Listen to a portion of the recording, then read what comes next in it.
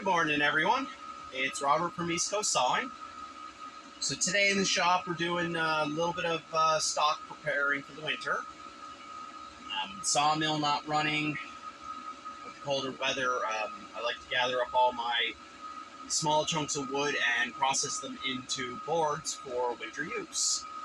A lot of this stuff has been sitting around for quite some time, so it's quite dry. It's not perfect, and because it's being cut into boards, it obviously is not super dry in the center, but it'll sit all winter and the driest used first. So what I use for processing my boards down into my logs into usable lumber is my 6-inch jointer and my 14-inch shop-built bandsaw. So first I'll show you the work on the jointer. The piece of wood we're going to be cutting is a log of chestnut. This was cut down in September of 2022. So it's been cut down over 2 years. It was, it was cut down about a year and a half. It was split in July of this year. So it's quite dry, it's quite usable as is, but it's still going to sit about 2 weeks in the shop. So, this jointer I'm using is a 6-inch Mastercraft, which is based on a 6-inch Delta, just rebranded. I'm not worried about not having using logs that are a bit bigger, because I will get it down to something a little more manageable as I go. As you can see, this piece is not too shabby for square edges, so this is going to be the main flat face, is where the boards are going to come off in this direction, the cut lines. This is going to be one flat face, and I don't know if I'll flatten this down or not. I'll have to take that nub off of it. But see, this piece was split with a chainsaw before it was split, so this is actually fairly 90 degrees to this face. So, here we go. I usually set the jointer about midway down its maximum travel. It's only a 1/2 horsepower jointer, so it's pretty lightweight for this kind of work. But I set it down about halfway, and then once I get a little more established, I'll take it up to about 1/3 to maybe 1/4 of its maximum thickness, and that'll be a lot easier once you get a 6-inch wide flat.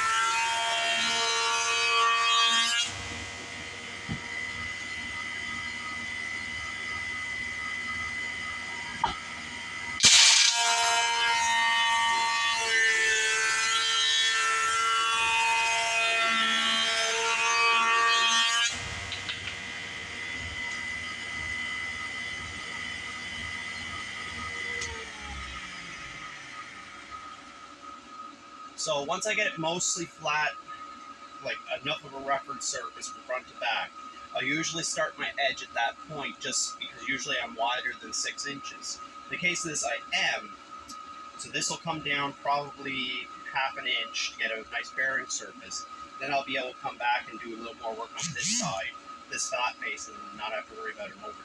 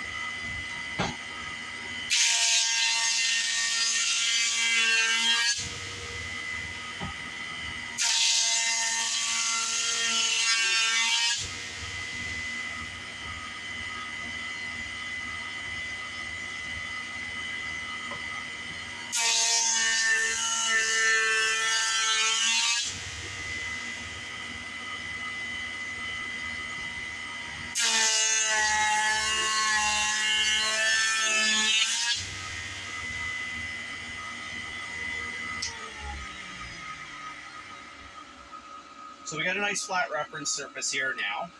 I'm going to continue taking a little bit more off this bigger face just because I lose too much with these big crevices.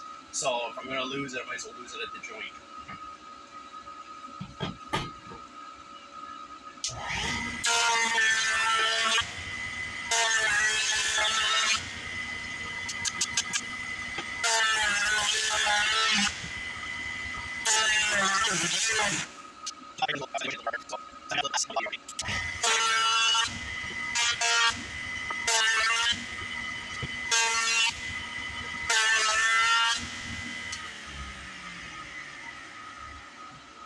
Alright guys, so we're going to leave it at that. You can still see a bit of a spot right here, but I've got a nice big surface that I can use. I'm going to grab measuring tape real quick. So the boards coming off are going to be just a hit 5.5, 16, and they're set to 1 and 3/16. Excuse me. So this little piece here I'm going to lose, but I've still got like half a solid length here, so 8 inches. 7.5, 8 inches of maximum thickness, and then this can be just turned into something smaller. So I'm not stressing about it too much. I can just find a better project to use it. So I'll get you moved over to the bandsaw.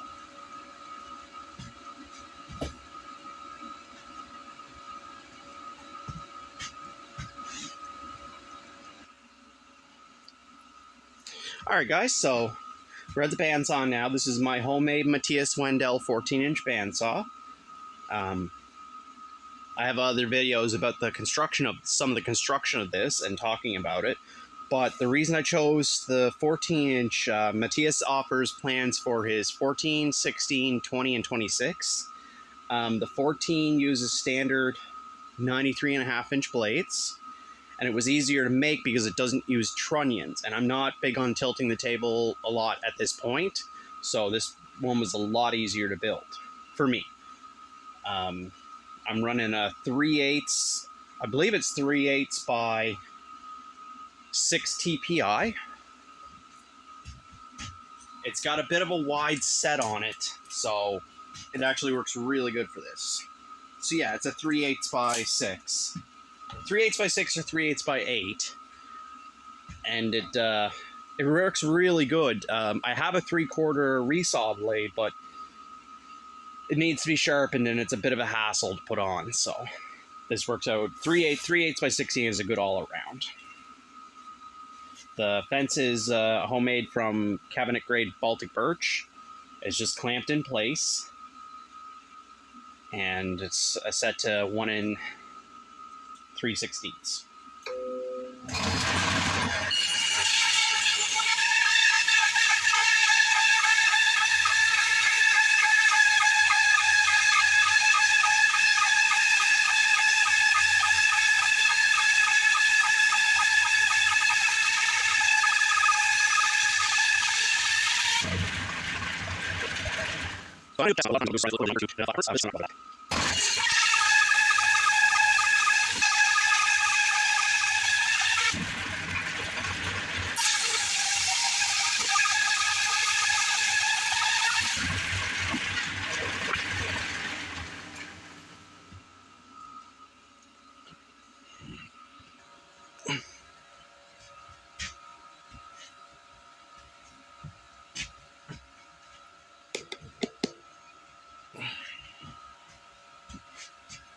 So as you can see, guys, we got a couple nice pieces of chestnut log board format from what would have been just a plain firewood log. Again, these are all right around 1 3/16 thick. Oops.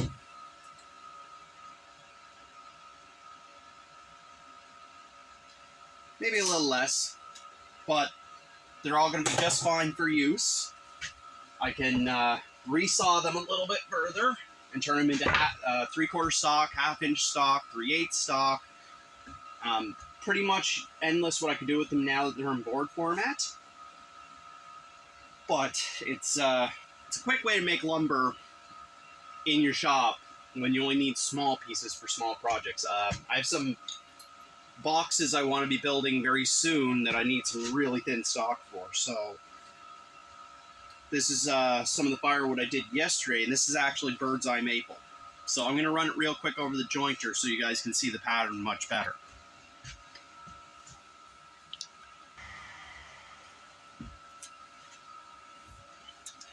So guys, as you can see there, I didn't fully clean it down to bare, but you could see all the amazing little bird's eyes that give it its name. And this came from a humble piece of firewood. So sometimes your firewood pile is your best friend. So what's going to happen now is all this is going to get, I'm going to make up some stickers, which are spacer boards, and all this is going to get stacked up on my shelf and picked at over the winter. And yeah, that's the way we do it here. So if this video was helpful for you, let me know. Let me know if there's any topics you guys want me to talk about for a small shop like mine. So, little note on safety since we, before I go.